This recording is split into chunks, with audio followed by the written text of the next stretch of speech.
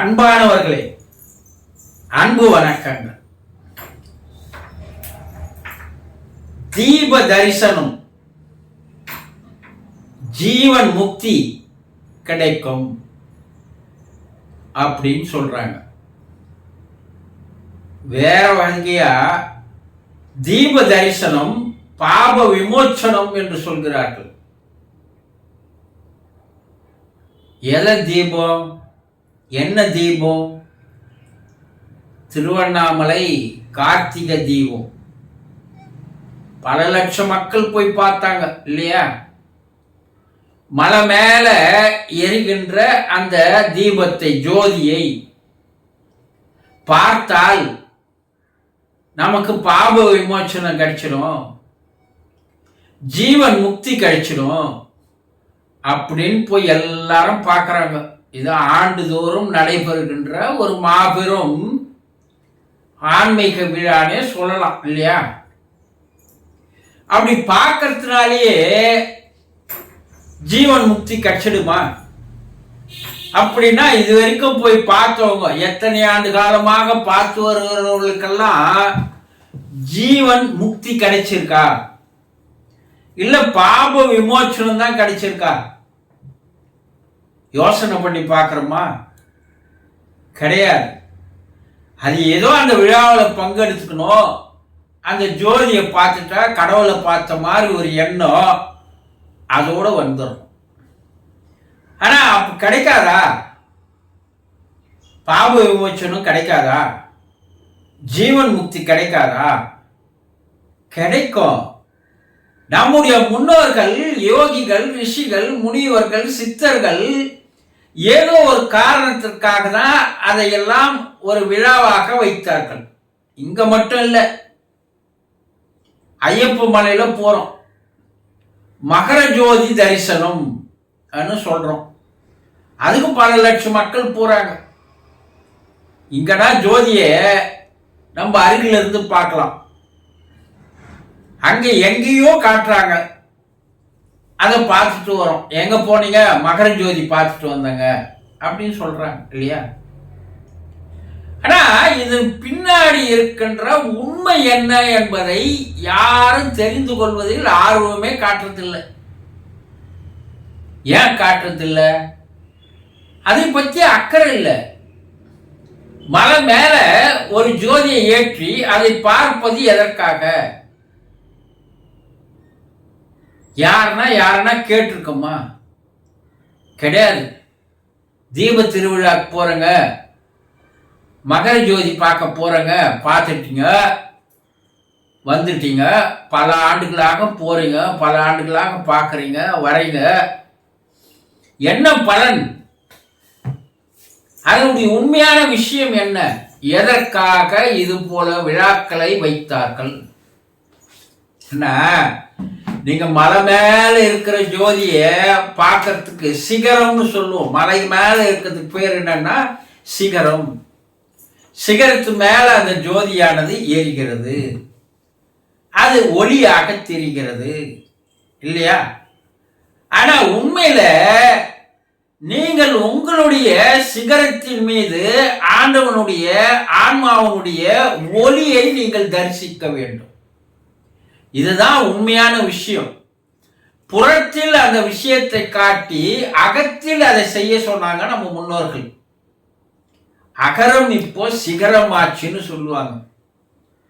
இந்த ஆன்மாவனுடைய ஒளியானது, உங்களுடைய உடலில் இருக்கின்ற அந்த ஆன்மா, அந்த உயிரினுடைய ஒளியானதை நீங்கள் உங்களுடைய உச்சியில அதை அகக்கண் கொண்டு பார்க்கணும்.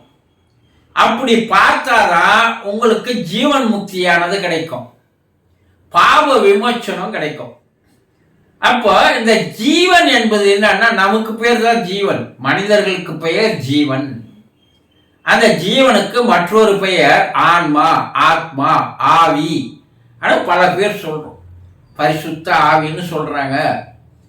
உங்கள் உள்ளே இருக்கின்ற அந்த இறைவன் ஆன்மாவாக, ஆத்மாவாக, ஜீவனாக, உயிராக இருந்து வருகிறான். அவன் தான் உங்களை ஏக்கன்னு வரான். அவன் ஒளியாக இருக்கிறான்.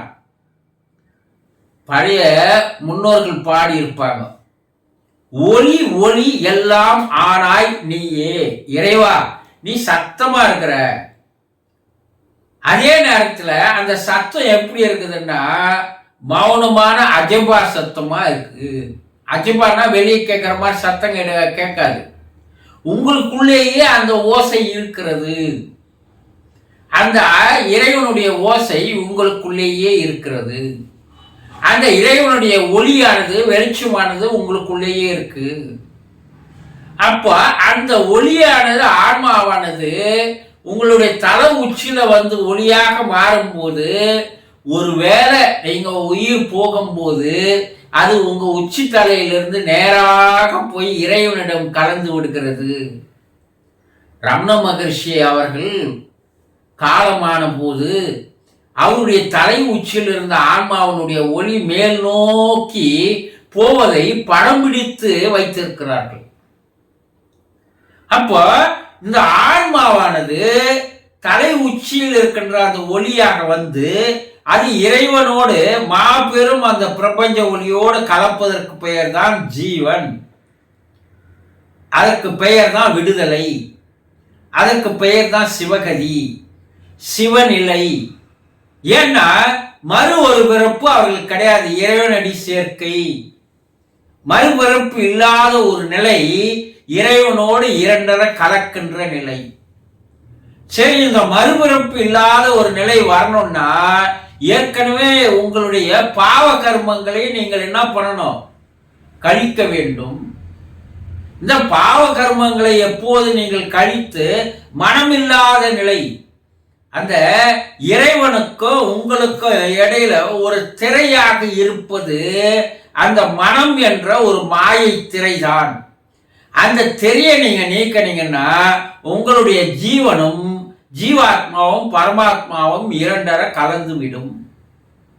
இந்த உண்மையான விஷயங்களை, தத்துவங்களை தான் அங்க தீபம் மேலே ஏற்றும் போது ஒரு திரையை மறைத்து காட்டி அதற்கு அப்பால் அந்த திரையை விலக்கி அது நேரா போய் உள்ள வந்து போய் கலக்கிற மாதிரி உங்களுடைய உயிரானது, ஜீவனானது இறைவனோடு கலக்கிறது. ஒன்று, உங்களிடம் இருக்கின்ற மனம்தான் இந்த பாவ கர்மங்களை சேர்த்துக் கொள்கிறது. இந்த கர்மாக்களை எப்போது நீங்கள் கலைந்து மனதை எப்போது இல்லாத போகிறீர்களோ, மனமில்லாத நிலை எப்போது வருகிறதோ, அப்போது இந்த ஜீவன் நேரடியாக இறைவனோடு சிவத்தோடு போய் கலக்கின்ற வேலையை அது செய்கிறது. அப்போ மனம் இல்லாத பண்ணனாதான் உங்களுக்கு அந்த பாப விமோச்சனத்திலிருந்து விடுதலை கிடைக்கும். மனமில்லாத நிலை எப்போ வரணும்னா எப்போது நீங்கள் உங்களுக்குள்ள இருக்கின்ற இறைவனை, நீங்கள் ஆத்மாவை உணர ஆரம்பிக்கிறீர்களோ அப்போதுதான். நினைத்தாலே முக்தி தரும் திருவண்ணாமலைன்னு சொல்றாங்க. திருவண்ணாமலையே நினைச்சா முக்தி கிடைச்சிடுமா? இல்ல அந்த மலையை நினைச்சா முக்தி கிடைக்குமா? அந்த கோயிலை நினைச்சா முக்தி கிடைக்குமா? இல்ல. நினைத்தாலே, எதை நினைத்தா நம்ம ஏன் பிறந்தோம், எதற்காக பிறந்தோம், எதற்காக இந்த வாழ்க்கை, ஏன் இந்த பிறப்பு, நமக்கு மனித பிறப்பு நமக்கு ஏன் தரப்பட்டு இருக்கிறது, நம்முடைய நோக்கம் என்ன, லட்சியம் என்ன, குறிக்கோள் என்ன, எதற்காக இந்த வாழ்க்கை இறைவன் தந்தான், இதையெல்லாம் நினைத்து பார்க்க பார்க்க பார்க்க பார்க்கத்தான் உங்களுக்கு அந்த முக்திக்கான வழி கிடைக்கும். அததான் அவங்க நினைத்தாலே முக்தி தரும் தான் சொன்னாங்க. நீங்க கண்ணை மூடிக்கிட்டு திருவண்ணாமலையை பார்த்தா முக்தி கிடைச்சிடுமா? கிடைக்காது. அதெல்லாம் சூசகமா ரமண மகரிஷி அவர்கள், நான் யார் என்பதை நீ உட்காந்து யோசனை பண்ணு, அப்போ இதுக்கு உண்டான விடைகள் எல்லாம் உனக்கு கிடைக்க ஆரம்பிச்சிடும். அப்போ உனக்கு தானா உன்னுடைய மனமானது மாயிலிருந்து விடுபடும். அப்போ இங்கே நீ ஐக்கியமாகி விடலாம் என்று கூறினார். அதை உணர்ந்தவர்கள் தான் அங்க இருக்கிற ஞானிகள், அங்க இருக்கிற அவதாரங்கள். ரமண மகரிஷி, சேஷாத்திரி மகரிஷி, விசிறி சாமியார், இன்னும் பல சித்தர்கள் அங்க வாழ்ந்தாங்க. அவங்க எல்லாம் இதை உணர்ந்ததால் தான் அங்கே அவர்கள் இறைவனோடு ஐக்கியமானவர்கள். நீ ஜோதியை பார்க்கறதுனால ஒன்றும் கிடையாது. இது வெளியே காட்டுகின்ற புறக்காட்சி. இந்த புறக்காட்சி எதற்கு காட்டினாங்கன்னா, நீ இந்த செயலை அகத்தில் உன்னுடைய தலை உச்சியில் கொண்டு வந்து உன்னுடைய இறைவனுடைய ஆன்மாவனுடைய ஒளியை நீ தரிசனம் செய்கின்ற நிலை வந்துவிட்டால் நீ ஜீவன் முக்தி அடைவாய். அந்த நிலைக்கு உண்டான பயிற்சியை, அதற்குண்டான முயற்சி, ஆர்வத்தை ஒவ்வொரு மனிதனும் எடுத்துக்கொள்ள வேண்டும் என்பதற்காக தான் இந்த விழாக்கள், இந்த கார்த்திகை தீப விழா, மகர ஜோதி தரிசனம், இவையெல்லாம் தெரிந்து கொண்டால் மனிதர்கள் ஜீவன் முக்தி அடைவார்கள். பார்க்கறதுனால எவனும் ஜீவன் முக்தி அடைய முடியாது என்பதை தெளிவாக தெரிந்து கொள்ளுங்கள். சந்தோஷம்.